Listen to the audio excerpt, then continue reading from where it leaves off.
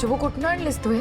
Madam कुठनं आणले कोणी दिले विचारत बसू नका आता हे घ्या आणि साहेबांना द्या जावा. मी नाही घेऊ शकत. का आधी मला सांग कुठनं आणलीस. मॅडम तुम्ही असं काय करायला सर तुम्ही माझ्या घरचं भाडं न विचारता दिलं की नाही आणि ते मी घेतलं बी.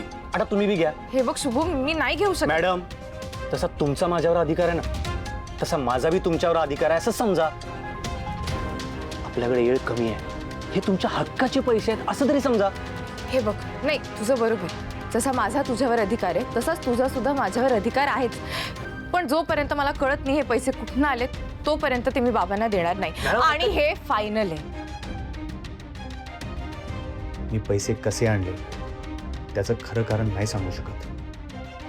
अरे काय विचार करतोयस सांग ना मला. ते माझी एक एफडी होती ती मी मोडली. काय खरं बोलतोयस तू? होय मॅडम मी खरं बोलालोय. आता तरी घ्या. माझ्यासाठी FD मोडलीस?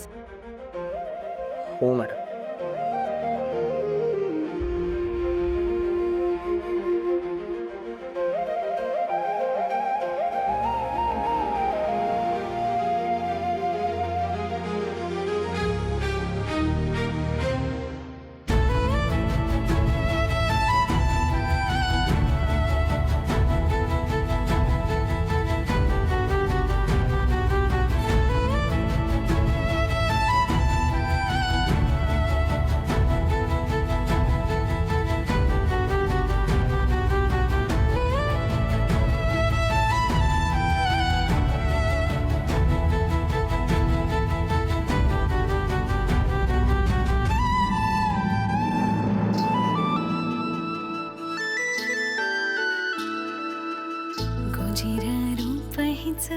चमचम चांदणी खोप्यात एकटी हळवी श्रावणी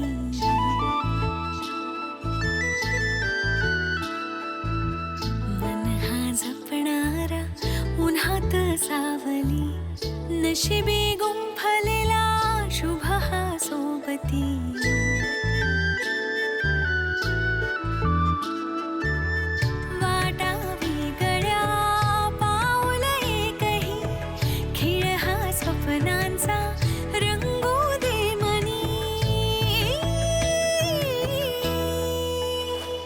शुभवर काय बोलू काही कळतच नाही मला.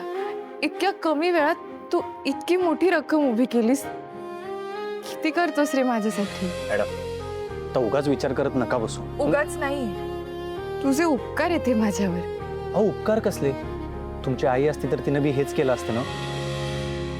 आज तुमच्या आईने मदत केली असं समजा. तू नेहमी माझ्या आईची आठवण काढून माझं मन हलकं करतोस. इतका निर्मळ माणूस कसा काय असू शकतो. स्वतःच्या दुःखाचा उल्लेखही न करता समोरच्याच्या डोळ्यातले अश्रू पुसणारा. मॅडम कुठल्या विचारात हरवलाय सा. आपल्याकडे वेळ कमी आहे. चला साहेबांना पैसे देऊयात.